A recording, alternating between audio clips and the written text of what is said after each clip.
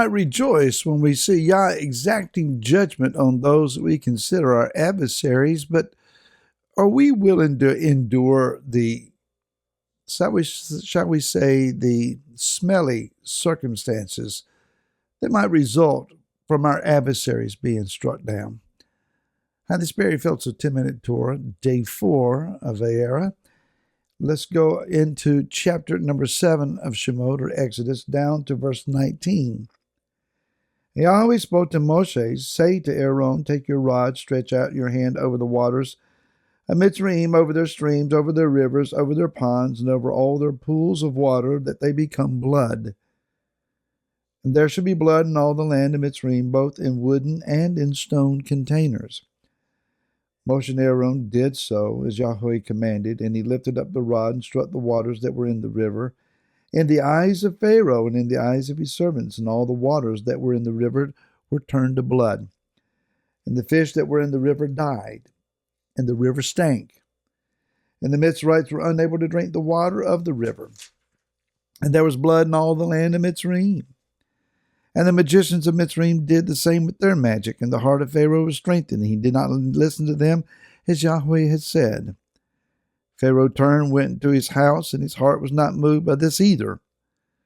And all the Mitzrayites dug all around the river for water to drink, for they were not able to drink the water of the river. And 7 days were completed after Yahweh struck the river. Water is the vital fluid of life. We just simply can't live without it. We have to have rain. We have to have it in its seasons. We have to have fresh water supply. We have spent untold billions of dollars in our utility systems across this nation, trying to create what we have been told is safe, potable drinking water. When Laura and I had this home built in 1998, the contract required the contractor to provide us potable water. It took 3 efforts of putting a well in our backyard to finally get the water that was required by contract. 3 tries. But we have good drinking water and plenty of it, and I'm thankful. That all being said, if this water supply becomes tainted, if our well somehow becomes defiled, polluted, what are we going to do? Mankind requires the water, and these people are going to panic. They had to panic. Israel was affected as a people by this as well. And maybe they were going to Moshe, what are you doing? You've defiled all of the water in the land. We're thirsty. Our children are thirsty. Our herds are going to die of thirst. The Nile is undrinkable. The wells are unusable. And even the water pots in our homes are defiled.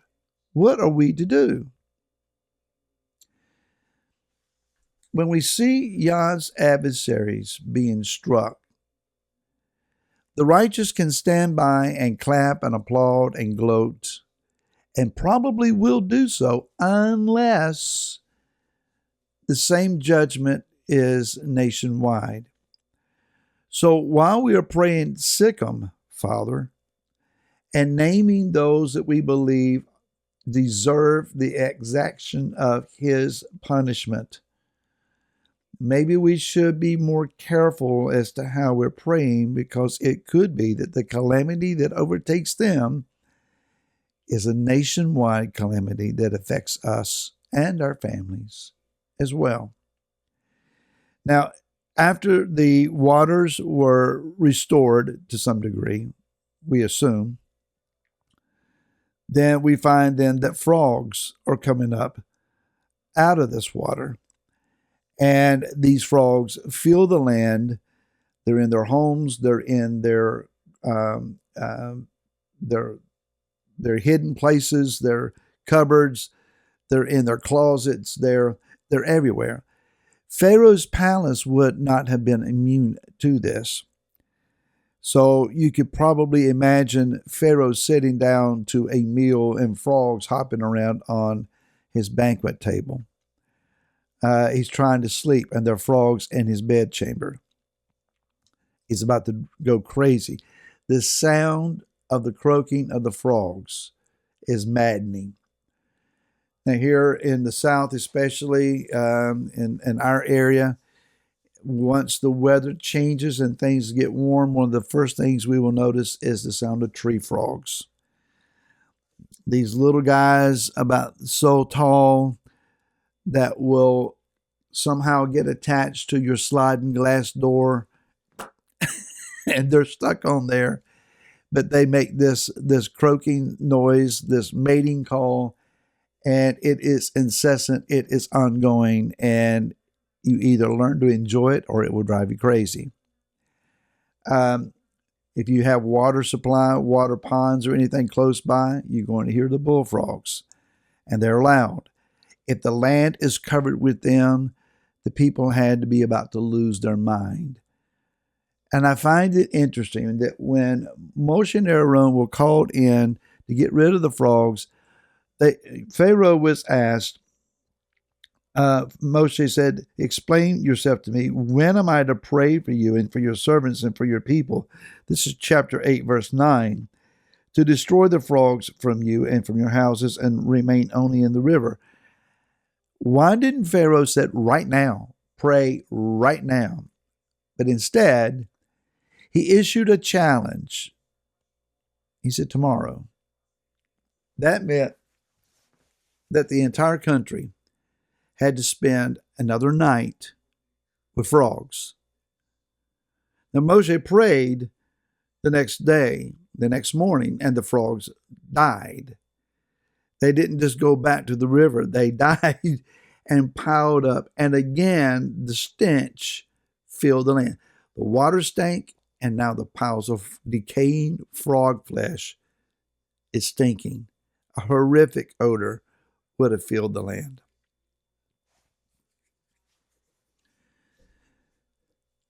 We use the term something stinks, something doesn't smell right, to indicate that there is corruption, that there is deceit, that things are not as they're supposed to be.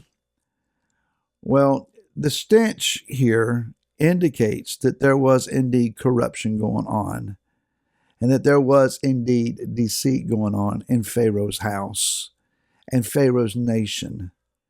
And the Hebrew people were the victims of this deceit, in that they were being cheated out of their right status. And instead of treating them honorably as the covenant people of the Most High, they were beaten down as mere slaves and servants.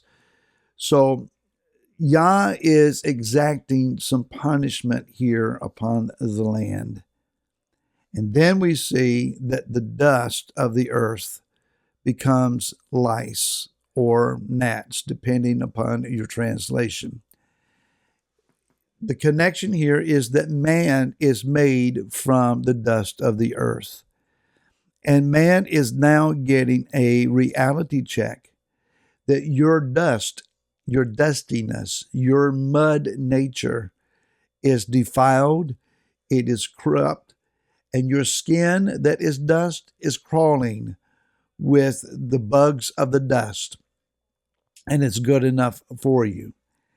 And so they were screaming, crying out, this is the finger of Elohim. And Pharaoh is stubborn, and his heart is hard. And we're going to find out that he keeps hardening his heart to where at a place he wants it to be softened and repentant, and it can't be. We read in the book of Revelation how the waters are going to be turned to blood, and that the frog prophets are going to come up out of the river Euphrates and deceive the nations, and that there is going to be that which torments men in their skin, boils and plagues upon their skin, and their hearts are going to be hard, and they're not going to be able to repent. As it was in the days of Moshe, it will be in our days in the future. Are you willing to endure those days? More on these things tomorrow. To then, shalom.